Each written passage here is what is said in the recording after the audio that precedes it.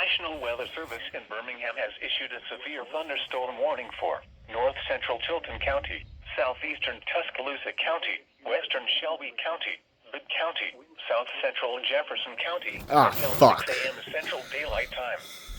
At 5:19 a.m. Central Daylight Time, a severe thunderstorm was located near West Blockton, or 10 miles north of Centerville, moving east at 50 miles per hour. Hazard, 60 miles per hour wind gusts. Source, radar indicated. Impact, expects damage to roofs, siding, and trees. Locations impacted include southern Tuscaloosa, Hoover, Vestavia Hills, Alabaster, Bessemer, Pelham, Helena, Calera, Chelsea, Montevallo, Brent, Columbiana, Centerville, Jemison, Hold, Indian Springs Village, Lakeview, Brookwood, Coling, and Vance. For your protection, move to an interior room on the lowest floor of a building.